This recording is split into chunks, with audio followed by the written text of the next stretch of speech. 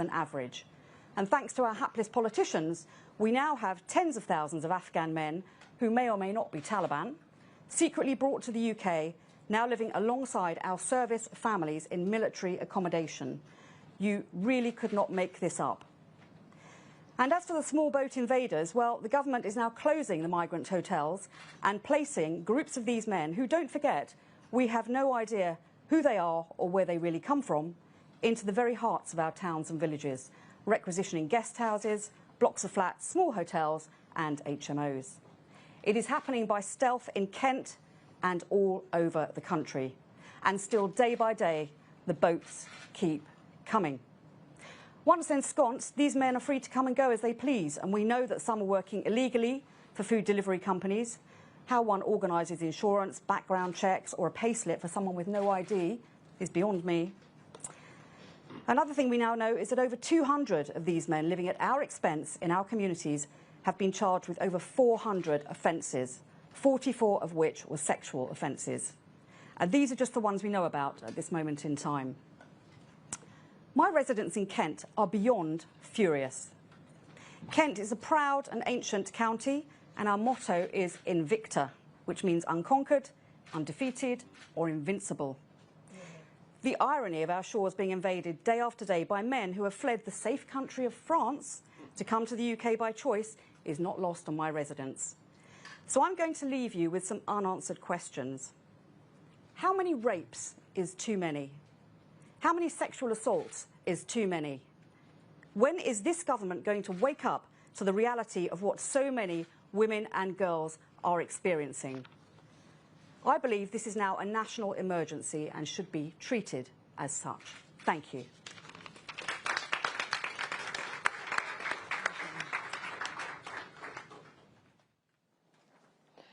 Thank you. It's very passionate. Next is Laila, who's our Westminster City Councillor. She's been a councillor for 3 years. She's also a criminal lawyer, and I'm sure recently you've heard her passionately standing up for safety values and protecting our communities. All yours, Laila. Thank you. Safety is the first duty of any government. If you cannot protect Britain, you have no right to govern it. And ladies and gentlemen, thanks to Labour and Conservatives, Britain is now lawless. My name is Laila Cunningham. I'm a Westminster City Councillor, a former senior Crown Prosecutor and a mum of 7. Our country's changed. I remember a time when calling the police meant they would actually come. Now, when my kids were robbed, police told me there weren't enough resources to send someone. I had to do the dangerous legwork myself over many weeks to catch the criminals. I risked my life and the press called me vigilante mum. Well, this campaign and reform is for every vigilante mum out there, for every parent who feels sick with worry when their kids leave the house, for every parent who's been looked down on, ignored and insulted, or worse, silenced, for everyone fighting to protect their family only to be told to calm down and shut up while the government places foreign rapists on their doorsteps. You are not alone. We see you, we hear you, and reform is coming to fight for you.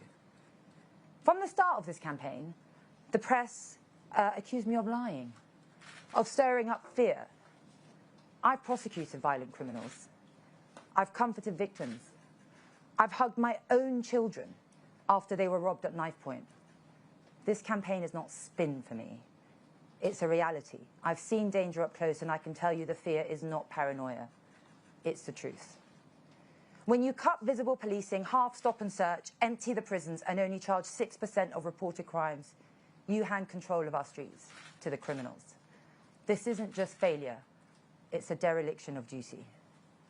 And I'm angry, because the very people who won our votes with promises of safety have done the exact opposite. Why are there no more police on our streets? Why isn't there a laser focus on knife crime? Why aren't people in balaclavas searched? Why are foreign rapists not deported?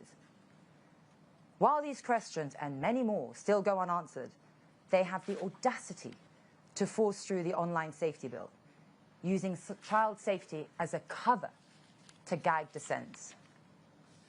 And when we call it what it really is, censorship, They accuse us of being dangerous and siding with predators. A masterclass in double standards. A level of hypocrisy only matched by their deceit. These are the same people that refuse a national inquiry into the Pakistani rape gangs they protected for years. The same people that still house foreign rapists in hotels by schools and homes, and then act shocked when mothers protest. What do they expect? And if you need more proof that both parties have actively deprioritized our safety, ask yourself this. How can they find billions for foreign aid, 7 billion for Afghan refugees, some unvetted and dangerous, but not for more police, not for victims, and not for our children? And where are they when a boy is stabbed? Silent. Where are they when girls are groomed and raped? Silent. No policy announcements, no Cobra meetings, no billions, no elite squads. Those are reserved for censoring us.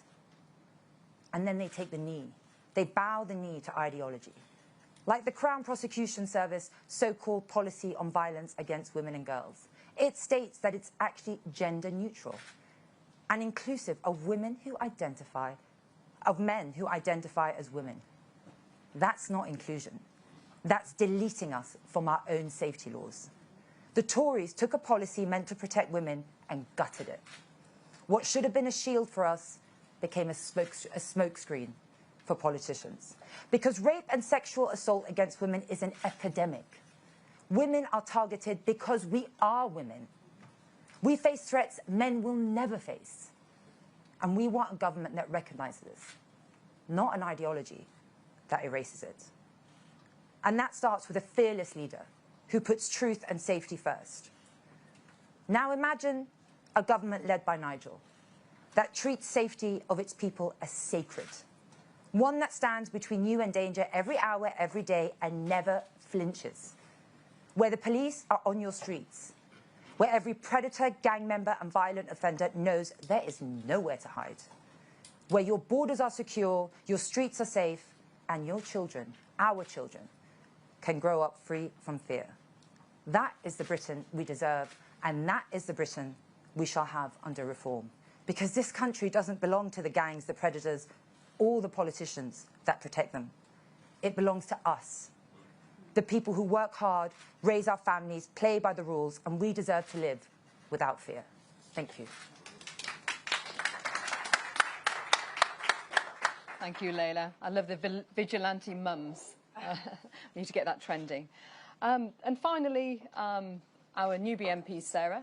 Now, she's only been an MP for 12 weeks, but already she's causing a stir. Sarah. Well, I hope that's in a good way.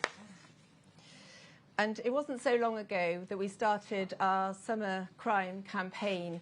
And I think the first thing I said to you all was how lovely it was that I was alongside Laila and Nigel that day, and that you were looking at 2 formidable women now. And today, here you are looking at 4 formidable women, all speaking from the same hymn sheet about this very important issue. So first of all, I should say thank you all for coming. And what we're talking about today is a matter of national security.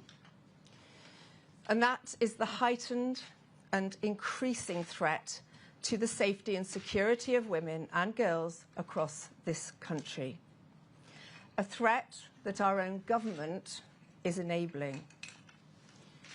And as you've heard, we're talking about the daily influx of people who do not share our values, who do not share our culture, but who are being welcomed into this country, all at vast expense to us, the taxpayer.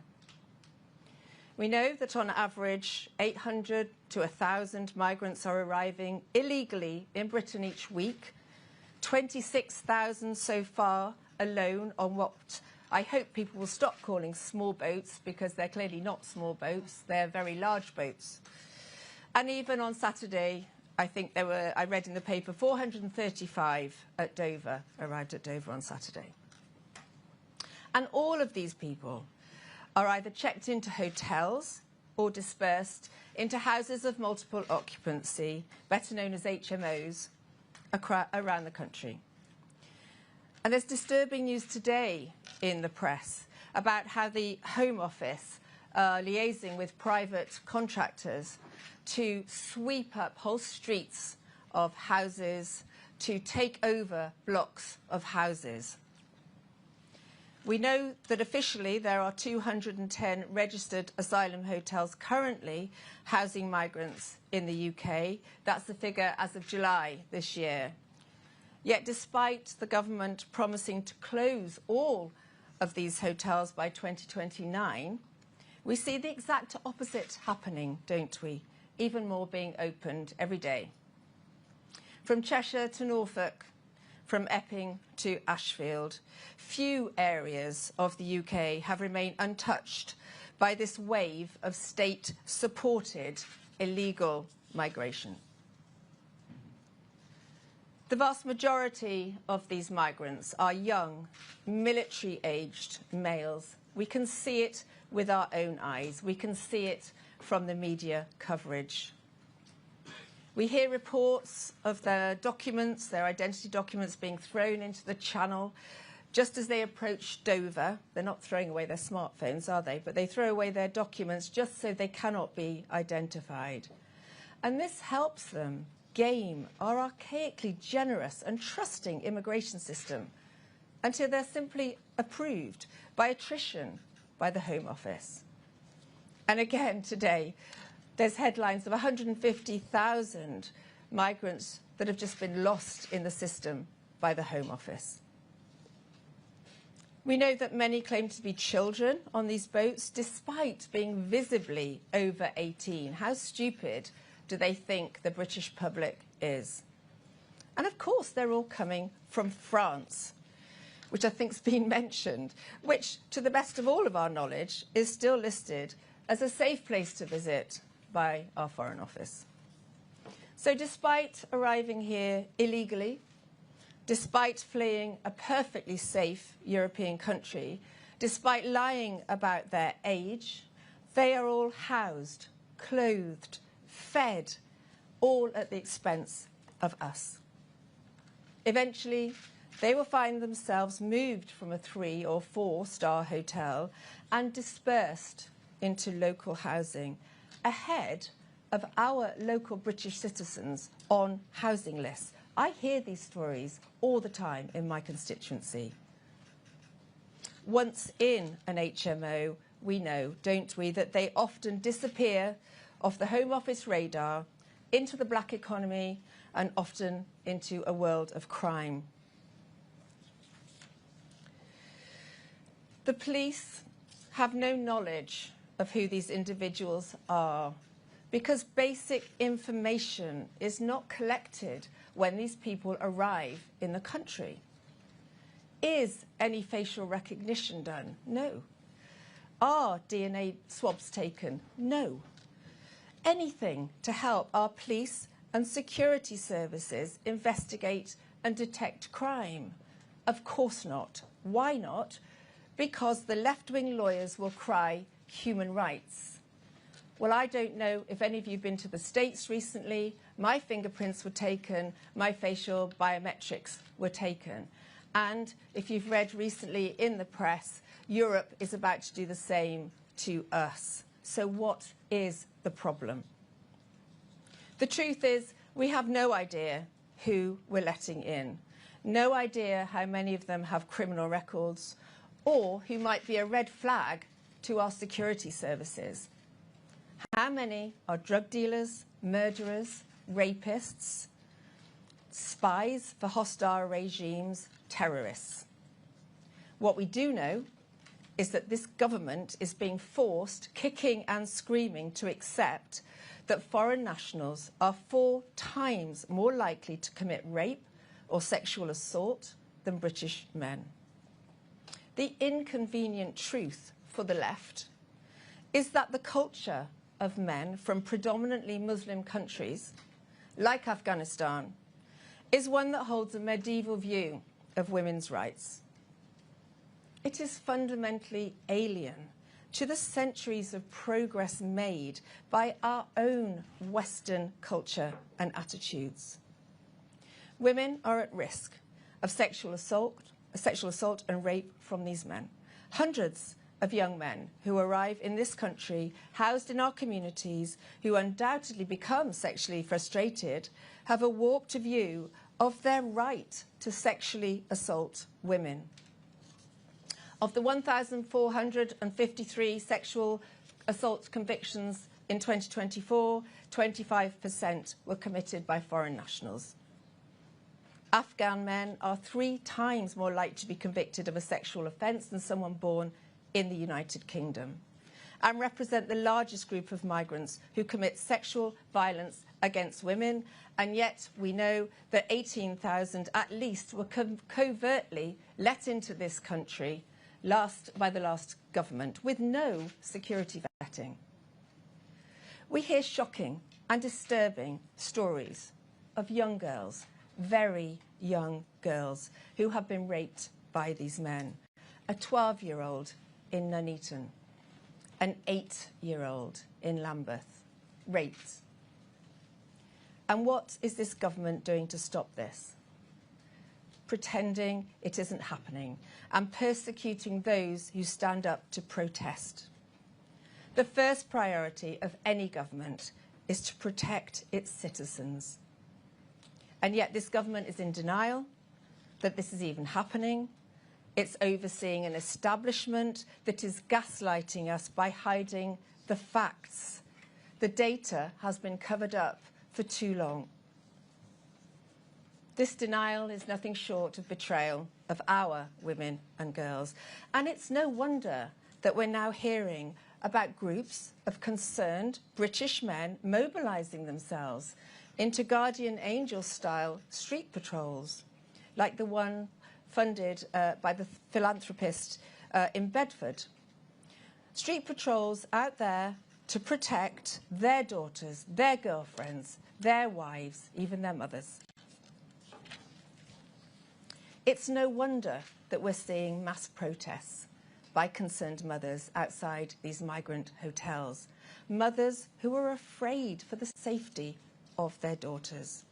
And why wouldn't they be when we hear that these illegal migrants are loitering around schools, around parks, men with deplorable attitudes towards women? I have stories from my own constituency of exactly this happening, of indecent exposure to young girls happening. Mothers will not let their children play out on the streets.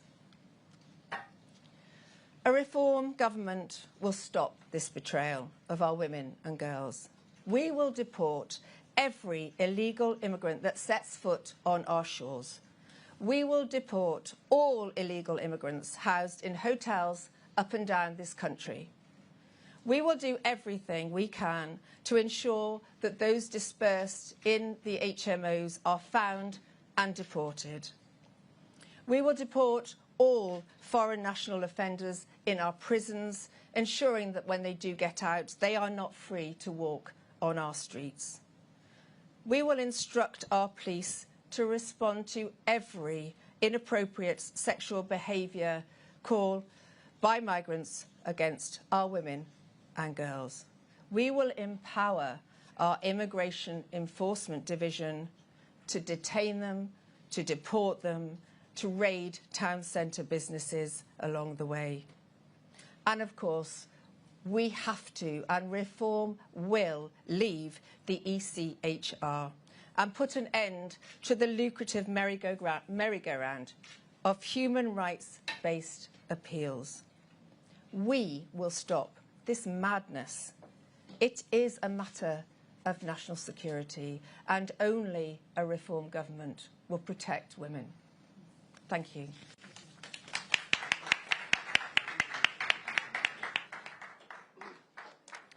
As you've heard today, safety and security of the British people is a top priority for all at reform at every level. Now, ladies and gentlemen, the next 4 years, we have this opportunity to demonstrate that reform is ready to take power in 2029.